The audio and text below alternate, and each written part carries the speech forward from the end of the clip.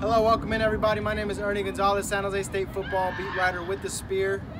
Jose Trujillo, staff writer for the Spear. And so Jose and I are here again inside CEFCU Stadium for our third Spear Hot Take, breaking down San Jose State football. This week is going to be against the Colorado State Rams. The Rams visiting CEFCU Stadium this Saturday, 7:30 p.m., 1-4. And there's a lot to look out to. This is definitely not a team San Jose State football should overlook just because they're basically San Jose State of last year, right, Jose? Go ahead and touch on that. Yeah, they're not that good, put it that way. They've had a really rough start to the season. They've given up a whole lot of yards. They've given up already over 1,500 rushing yards. They have a high-powered offense. They can score points, but other than that, they can't really rush the ball.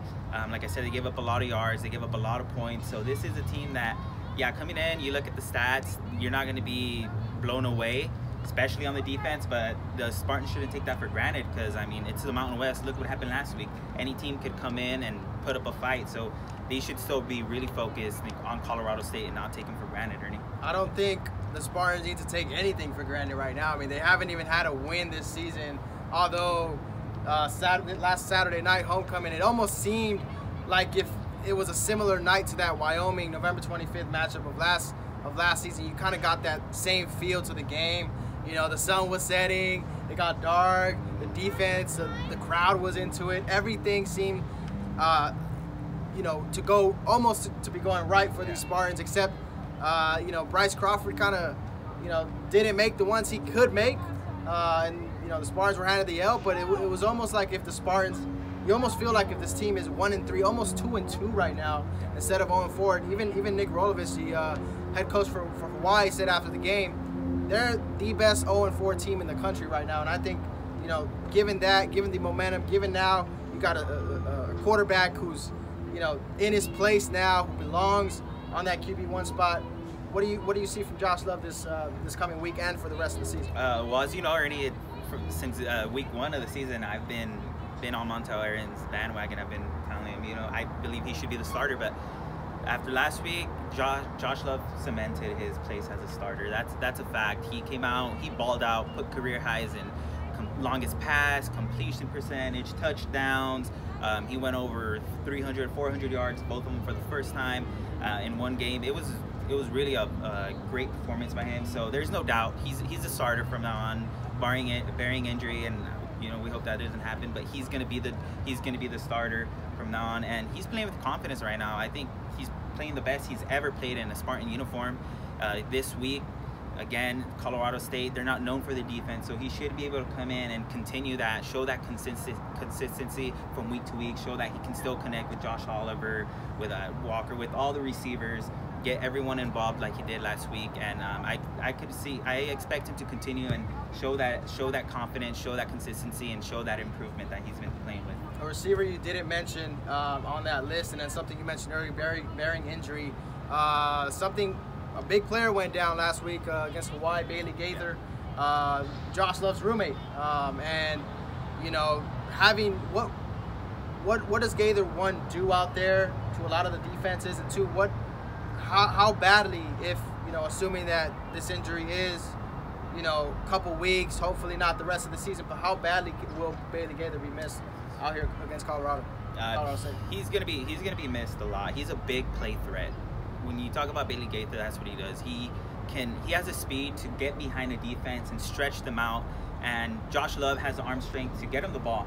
And through four games this season, we've seen that happen. We've seen them attack the ball deep with Bailey Gaither, and him use his speed and being able to adjust to the ball and be able to catch and lay out and dive for any ball that gets thrown at him. That's something that is going to be missed. But the good thing is for San Jose State, they do have skill players. They have some players that can come behind them. Like I mentioned, Josh Oliver, you know, you got Walker, you got Holmes, you got these other receivers that can come in and step up, and you know, maybe they might not have that speed that Bailey has, but they also they can use their size, you know. Yeah. They have their own different type of threat that they can hopefully use and take advantage of, because yeah, that deep ball, that threat, Bailey Gaither is going to be missed. Talk about the third roommate now, Josh Oliver.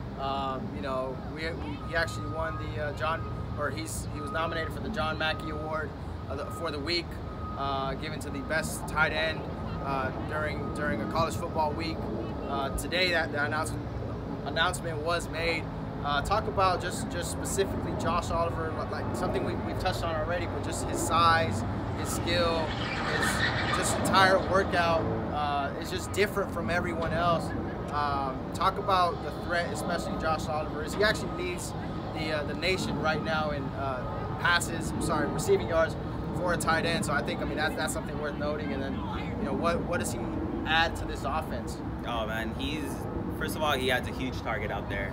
You can see him, you know, from the sideline. He's a huge target for Josh Love. He's someone that you can throw the ball in a perimeter area, and he's gonna get it. He's gonna attack the ball. He's a big target. He's physical. He's hard to bring down. Last week, Hawaii, many times, Ernie, I didn't see him get brought down by a single defender, even two defenders. Most of the time, he was getting pushed out of bounds. If he did get tackled, it was a game tackle. And I think something, just to cut you off, I think something instrumental that not a lot of people give credit for is blocking him, right? Yeah. You know, whether, you know, and something that the Spartans have been pretty good at is, you know, at least from the edge, is not allowing that many sacks. Normally it's up front from the nose, but Josh Love, whenever he can, you know, when he needs to be that guy to, hey, block 92, block 95, that's his assignment. That's what he's going to do. Yeah. Let's move on to predictions. What do you think is going to happen this Saturday, 7:30? Sorry, 10:30. Final score. My final score this week, I'm actually predicting a Spartans win. I do believe that they should be able to come out and get their first win.